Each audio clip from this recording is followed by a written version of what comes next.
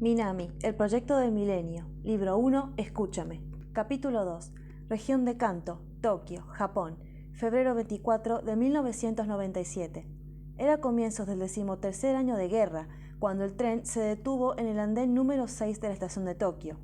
Las puertas se abrieron, dejando que una gran masa de pasajeros descendiera. Entre ellos, un hombre no muy alto, delgado, de gesto hosco. Cargaba una modesta maleta remachada en uno de sus vértices. Nanjiro Minami respiró hondamente los olores de aquel lugar tan concurrido y sintió un dejo de nostalgia. Después de tantos años, todavía reconocía ese aroma, una curiosa mezcla de brasas, pescado asado, especias y el hedor plástico de la occidentalización. Torció los labios en una sonrisa triste. No supo si estaba feliz o molesto por haber regresado. Sofocado por la muchedumbre, caminó rápidamente hacia la salida. Se vio envuelto en la locura del distrito de Marunouchi, tan atestado de comercios y compradores empedernidos. De alguna forma, le recordó el mismo caos que se cernía sobre la gran manzana de Nueva York. Entre tanta confusión, tuvo la suerte de conseguir un taxi. Debía ir a un lugar que estaba a poco más de 15 minutos caminando, pero, con el jet lag encima, no tuvo ni pizca de ganas de ir a pie. Lamentablemente, no fue la mejor decisión. Gracias al tráfico y a que el taxista le erró 3 veces al camino, acabó llegando media hora después de haberse bajado del tren. Decir que había tomado el tren express para ganar tiempo. Pensó que el taxista lo dejaría en la puerta, pero se detuvo frente a un elegante puente de piedra y aguardó, impertérrito, su pago. Recordó entonces que no todos los días se podía ingresar a los terrenos del Palacio Imperial. Le pagó al conductor y, al bajarse, se quedó mirando el panorama con la maleta en la mano. El puente Niyubashi era una de las construcciones más emblemáticas de la ciudad, sobrio pero grácil, un doble arco de piedra que separaba a los simples mortales del habitáculo de su majestad. A su izquierda pudo ver el Palacio Imperial, o Kokio, como se le decía en su idioma. Se apoyó sobre el barandal de piedra y lo admiró un instante. Era increíble cómo podía ser que cualquier transeúnte se detuviera para contemplarlo, aun después de tantos años de haberse construido y reconstruido al término de la Segunda Guerra Mundial. Conservaba su tradicional estilo japonés de la época feudal, con sus tejados acabados en picos, los muros de piedra rodeándolo desde la base, bordeados por un gran foso lleno de agua, donde, en su época, los cisnes y los pétalos de cerezos ofrecían un espectáculo conmovedor. Desde ahí se veía tan bello como imponente. Caminó por un sendero arbolado hasta la entrada de las inmediaciones. Una gran puerta de madera custodiada por guardias. Vio la bandera nacional flameando desde uno de los extremos y la bandera de la Seigon en el otro. Era color azul oscuro, con las olas de un mar embravecido como fondo y varias manos, pertenecientes a hombres de distintas razas, sosteniendo el planeta Tierra en el centro. En el borde libre de la tela, en letras negras y ordenadas en sentido vertical, se leían las siglas de la Junta. Chistó al ver aquel emblema. En su opinión, la bandera japonesa se deslucía enormemente con su color blanco y el centro rojo al lado de esta otra, que era mucho más pintoresca y elaborada. Eso no es sino un cobarde intento de Kiyomasa para demostrar al resto del mundo que su país era tan importante como para formar parte de la élite de líderes super megapoderosos, pensó. Gracias a su suscripción a la página de noticias de Japón, Asian Connection Online, se mantenía informado de todo lo que sucedía en su tierra natal. En su opinión, esa decisión de Kiyomasa de rebajarse ante un grupo de gigantes mundiales para verse más poderoso ante la oposición le parecía patética, incluso vergonzosa. Hasta donde iban sus memorias, su país nunca había necesitado de nada ni de nadie para hacerse respetar, ni por sus propios habitantes, ni por el resto del mundo. Suspiró. Al acercarse, vio a los guardias dedicarle miradas de desconfianza. Incluso sujetaron la culata de sus revólveres cuando se dirigió hacia la caseta del vigilante. Ya había ocurrido 3 veces en el mes que un desconocido se acercara con cualquier excusa estúpida y le volara los sesos, con un arma pequeña escondida en la manga, al que estuviera del otro lado del vidrio.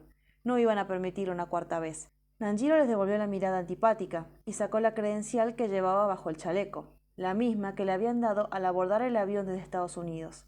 Al ver que se trataba de un invitado, los guardias relajaron sus posturas, pero no le quitaron los ojos de encima ni cuando se acercó al hombre de la caseta, con intención de anunciarse. «Buenos días, señor», lo saludó cordialmente el hombre, con un ligero tono de temor en su voz.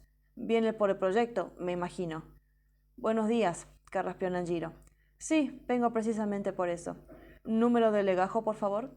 En el reverso de la credencial figuraba un código con el que cada uno de los profesionales sería reconocido en la sede de gobierno, el legajo con el que se les ingresaría a la base de datos de la élite académica y su identificación dentro del futuro equipo de trabajo. 12.105, leyó en su tarjeta. Muchas gracias. Puede pasar, doctor Minami. Oyó un chirrido, y las pesadas hojas de la puerta se abrieron, dejando un espacio lo suficientemente ancho como para que Nanjiro pudiera pasar, con su equipaje pegado al cuerpo. Luego de atravesar la angosta abertura, con algo de dificultad, las hojas se cerraron con un estruendo. Estaba en el gigantesco patio que antecedía a la verdadera entrada al palacio. Era un espacio cuadrado de piedra, que debía servir para actos formales, o para que los ciudadanos fueran a darle sus saludos al emperador el día de su cumpleaños, una de las dos ocasiones en que el público podía entrar. Recordando esto, le llamó la atención que el emperador le prestase su residencia a Kiyomasa para sus reuniones. Es más, ni recordó la última vez que el emperador apareció en público. Nada que hubiese visto en la página de noticias. De cualquier forma, tampoco era su asunto. A grandes zancadas, cruzó la explanada hasta la puerta principal, también de madera y del mismo tamaño que la anterior. Vio una antigua aldaba de bronce con la forma de un dragón mitológico. Se anunció 3 veces, pero la aldaba era tan pesada que se le resbaló y terminó sonando una 4ª vez. Arrugó el gesto.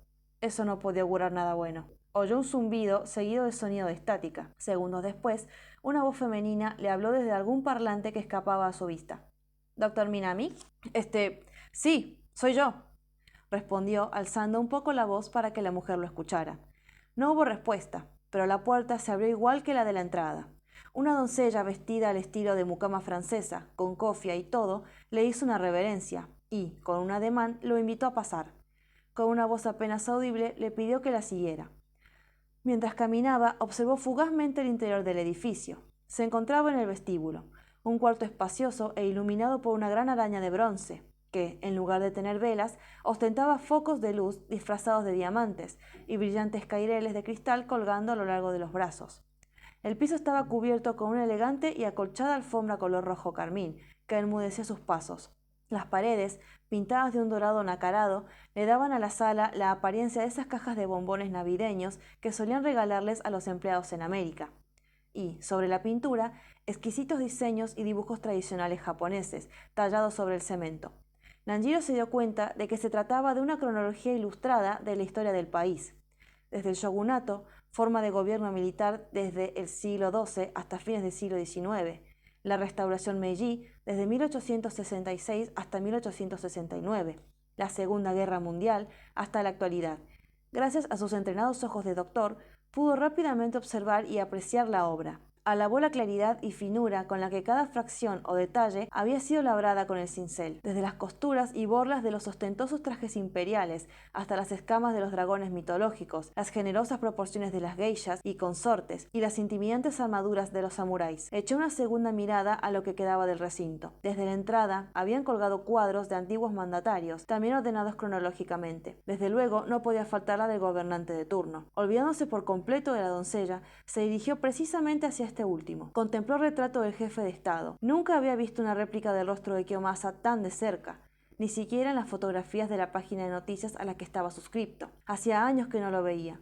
Secretamente, esperó que el tiempo hubiera dilapidado su aspecto, pero se encontró con todo lo contrario. Se había convertido en un adulto muy buen mozo. Su cara era alargada y delgada, con una fuerte quijada, muy masculina. La piel tersa, sin abrasiones, casi sin arrugas. Su cabello y barba eran negros como el ébano, con alguna que otra cana que, lejos de restarle atractivo, lo volvían mucho más galán. El pelo, muy bien peinado hacia la derecha, lo llevaba largo, casi hasta la base del cuello, pero conservando la prolijidad que su carrera de militar y su actual cargo exigían. Algunas mechas le tocaban apenas el borde de su chaqueta de terciopelo rojo y de corte mao, abotonada con un complejo sistema de botones y cuerdas, su pechera atestada de insignias, medallas y pendientes. A un costado de su cintura, no muy notorio, se alcanzaba a ver el brillo de la empuñadura de un sable, el cual sujetaba con una mano enguantada, en pose heroica. Por arriba de su traje, observó la banda con el dibujo de la bandera nacional que cruzaba su pecho, la que su predecesor le había entregado al asumir el cargo de jefe de Estado, y como último detalle,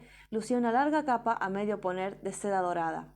Parecía un príncipe guerrero recién llegado de una batalla.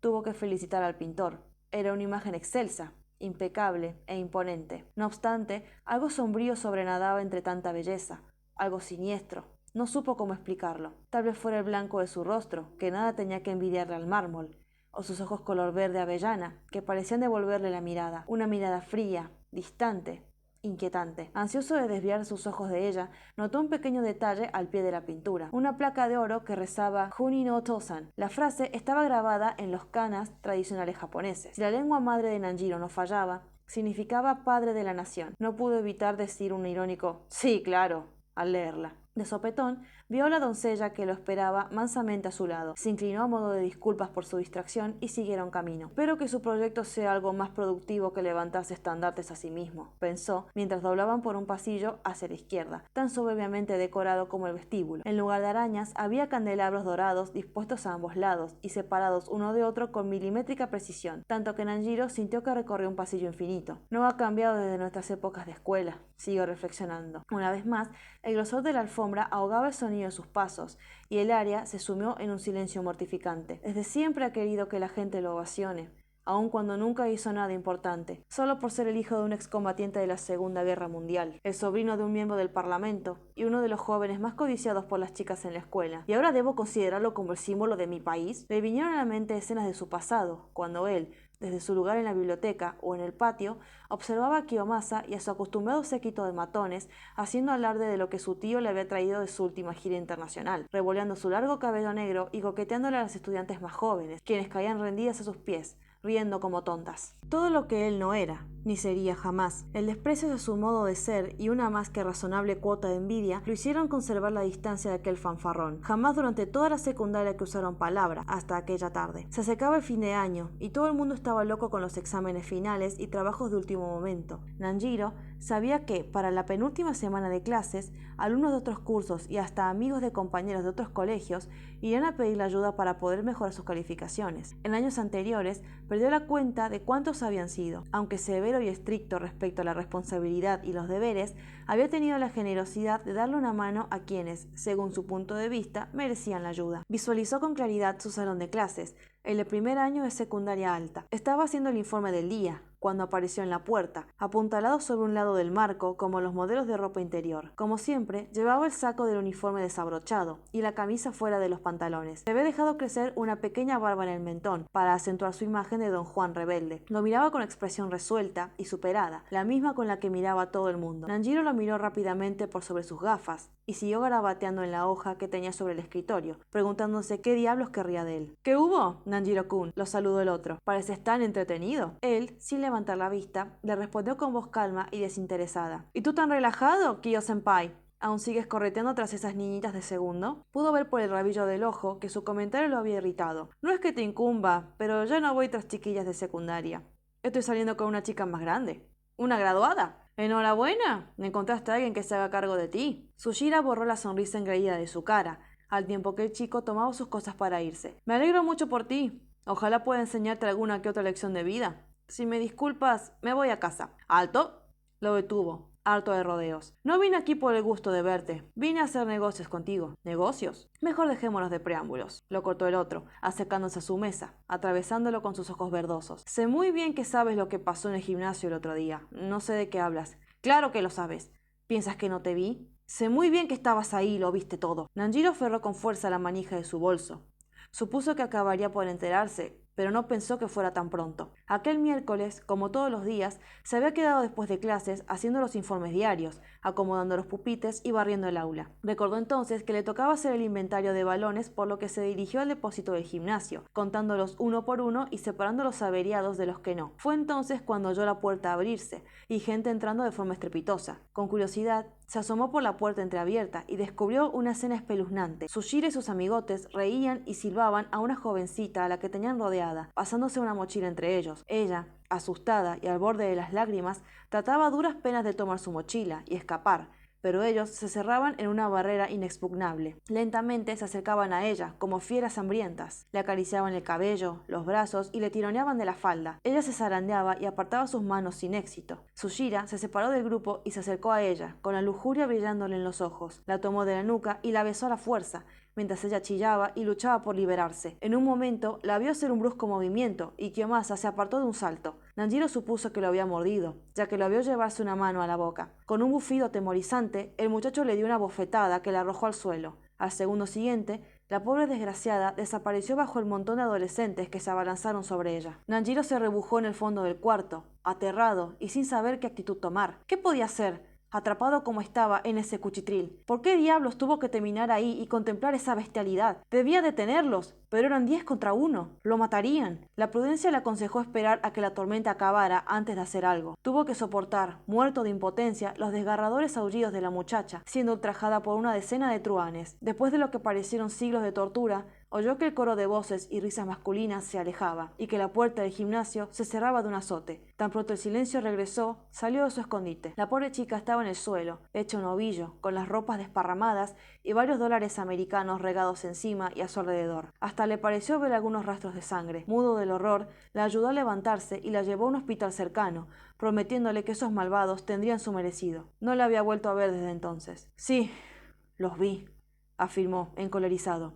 Reconozco que me dejaste sorprendido. Has caído a un nuevo y hasta ahora desconocido nivel de maldad, Tsushira. ¿Cómo pudieron? La voz le tembló ligeramente. No por temor, sino por la ira. Esa muchacha jamás se repondrá. Ni ella ni sus padres. Lo que hicieron fue un crimen. Una aberración. Tsushira revolvió los ojos. Como si me importara.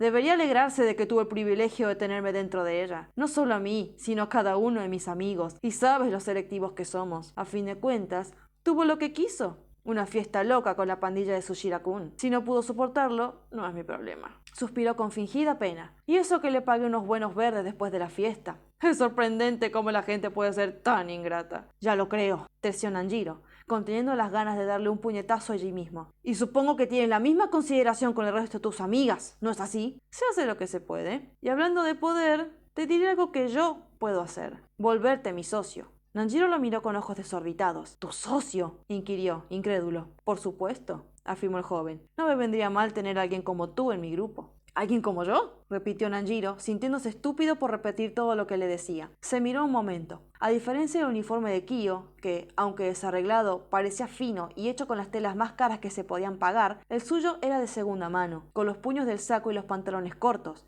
los codos remendados y la tela ligeramente desteñida, apolillada en algunos sectores. Su mochila parecía del siglo anterior, al igual que sus anteojos, y usaba una loción barata comprada en el supermercado, mientras que el otro usaba una muy costosa colonia traída exclusivamente de París para él, según lo había oído alardear a unas chicas de segundo. Además de eso, era un pobretón, becario, y tenía que trabajar en la escuela para solventar su educación y ayudar a su madre en la bodega que tenían por todo ingreso económico. No era popular, salvo por las calificaciones y premios.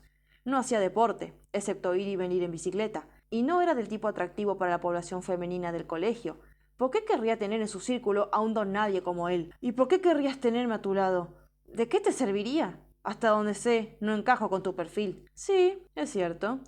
Puede que del 1 al 10 no arañes ni un 5, pero tienes el mejor promedio en toda la institución y los maestros confían ciegamente en ti. Serías un socio muy valioso. Te garantizaría un muy buen pasar en lo que te quede de la secundaria, aun cuando yo no esté. ¿Y de qué clase de colaboración estamos hablando?, quiso saber Nanjiro, a quien le gustaba cada vez menos hacia dónde se dirigía la conversación. Nada del otro mundo. Solo necesitaría una manita con mis calificaciones. Como sabes, mis notas no son de las mejores. Si no obtengo un 7 como mínimo en mis últimos exámenes, reprobaré y tendré que repetir el tercer año, algo que no es opción. Tengo un brillante futuro por delante, y mi padre no se tomará bien que me aplacen. Te pagaré generosamente si entras a los archivos de la escuela y le haces un par de arreglos a mis registros. Sacó de su bolsillo un rollo de billetes verdes, de aspecto tentador. No solo por mí, Nanjiro-san, también es por ti. Sé que tú y tu madre necesitan el dinero, y yo tengo mucho de él. ¿Y qué sabes tú de mi familia, Kiyomasa? Lo suficiente. Sé que desde que murió tu padre en aquel trágico accidente de laboratorio,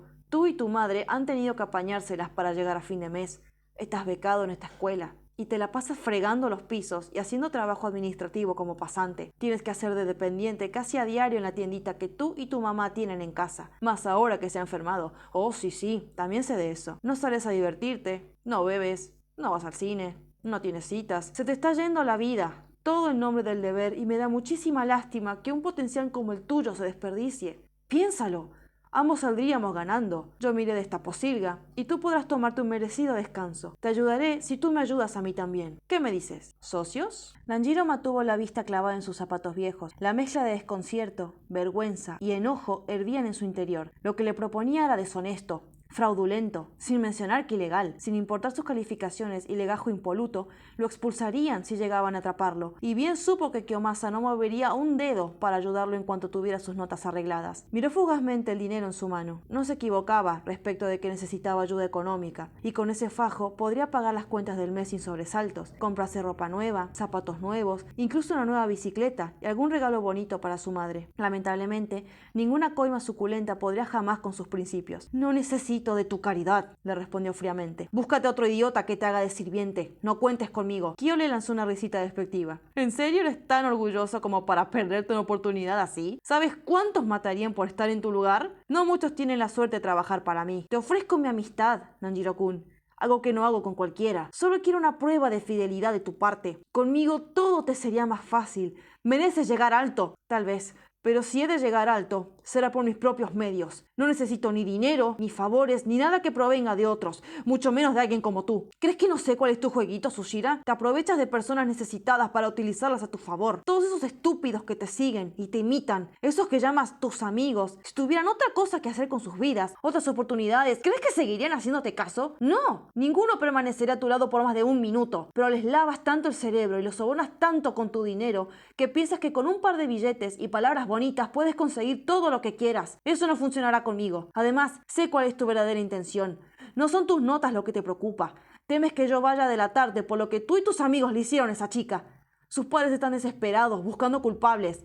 Se deleitarían si tuvieran una excusa para echarte de aquí, ya que no es la primera vez que ocasionas problemas de este tipo. Y dudo que tu papi, tu tío o alguno de tus influencias le cubran la espalda a un violador, porque eso es lo que eres, un abusador. ¡Un cobarde! ¡Un violador! La mirada de Tsushira se había endurecido con cada una de sus palabras, y Nanjiro pensó que lo golpearía. Ahora sí lo había hecho enfadar. ¡Maldito imbécil! Bramó con brusquedad, al tiempo que arrojaba el rollo de billetes al piso y lo sujetaba por el cuello de la camisa. ¿Quién te crees que eres para venir a amenazarme? ¿A mí? ¿Al hijo del ex comandante del Ejército Nacional? ¿Crees que el Estado pagaría tu beca si mi tío no hubiese insistido en continuar el programa o no invirtiera en esta posilga? Deberías agradecerme por tener un mísero puesto aquí. Mi tío pudo hacer que te quedaras en el colegio, pero yo puedo hacer que te echen en 2 segundos. Basta solo una llamada. Así que si pretendes graduarte en esta institución, por muy genio que seas, más te vale pensar en lo que vayas a hacer. De hecho, ya lo hice. No habían pasado ni 2 segundos de terminada la frase cuando la puerta del aula se abrió y entró el director del colegio, el tutor de tercer año y el mismísimo excomandante y excombatiente de la Manchuria, Tenji Tsushira, el padre de Kiyomasa. Los tres acompañados por policías. Todos fijaron la vista en Kiyo, quien los miró con una mezcla de desconcierto y horror. ¡Apréndanlo!,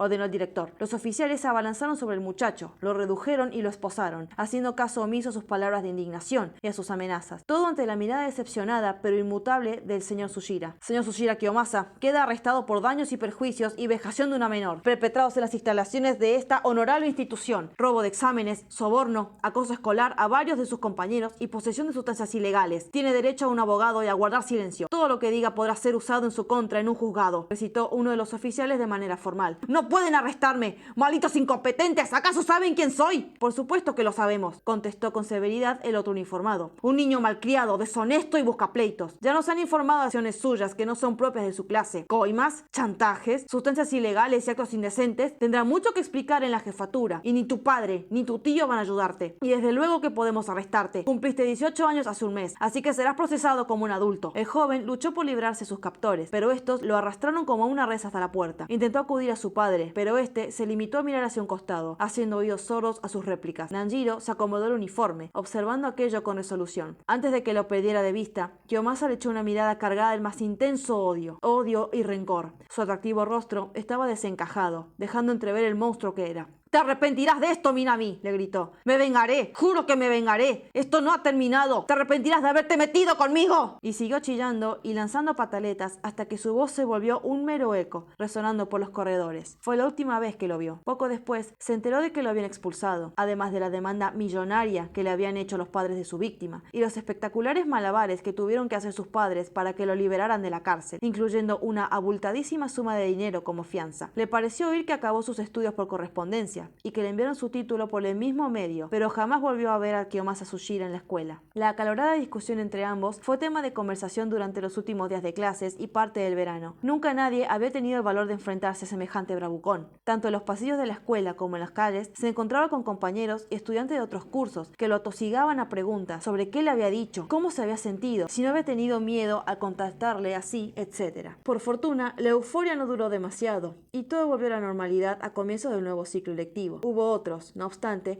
que lo censuraron por haberlo delatado. Los bocones tampoco eran bien vistos en aquel entonces y, a Nanjiro, eso le hizo darse cuenta de que el sentido de justicia estaba más distorsionado de lo que pensaba. Por fortuna, ya había hecho planes. Tras graduarse con honores, ingresó a la Escuela de Medicina de la Universidad de Tokio con beca completa. En su tercer año, obtuvo una beca internacional para completar su carrera en Harvard, su más grande sueño. Tenía 20 años cuando dejó su tierra natal y ahora, 17 años más tarde, volvía a casa con una importante oferta en puertas, entre tantas otras. Lo que más le llamaba la atención era el hecho de que el mismísimo Tsushira se hubiese molestado en participarlo de su proyecto. Sabía que el tipo era rencoroso y vengativo, pero era tal su curiosidad y su necesidad de demostrarles a sus conciudadanos lo mucho que había aprendido, que se propuso dejar atrás el pasado y dar lo mejor de sí. Que lo catalogaran como engreído y elitista no le importaba. Pero ahora, llegando al final de aquel pasillo silencioso, las dudas volvieron a surgir en su cabeza. ¿Para qué necesitaba el jefe de Estado a un montón de profesionales de la salud en aquellos tiempos de guerra? Supuso que era para atender a sus combatientes heridos, pero ¿habría algo más? Y ahora que lo pensaba, ¿cómo pudo Kiyomasa convertirse en el primer ministro y jefe de Estado de su nación? Tenía apenas 30 y pocos años cuando lo consiguió, a diferencia de sus predecesores, que no tuvieron menos de 40 cuando fueron elegidos. Supuso que su fortuna, junto con sus numerosos contactos en la Cámara de Representantes, le fueron de ayuda. Dinero y acomodo. La misma historia de siempre. Definitivamente, Kiyomasa no había cambiado. Llegaron a la puerta de la habitación número 17 y la doncella le indicó que pasara. Tan pronto entró, una leve oscuridad lo envolvió y tuvo que esperar a que sus ojos se acostumbraran a la penumbra. Era un cuarto grande, que resultó ser una especie de anfiteatro, con varias hileras descendentes de asientos acolchonados y un estrado al final de todo, montado sobre una tarima de madera y con una pantalla blanca de fondo. Le recordó un poco a las aulas de Harvard. Aunque había muchísimos asientos, solo las primeras 2 filas estaban ocupadas por algunos colegas, que te cambiaban palabras por lo bajo. Intrigado, se dirigió hacia un asiento libre. Buscó con la mirada, pero no vio ningún rostro conocido. Qué extraño. Fuji no suele llegar tarde a las reuniones. Luego de 5 minutos, una luz blanca y cegadora se encendió en la tarima.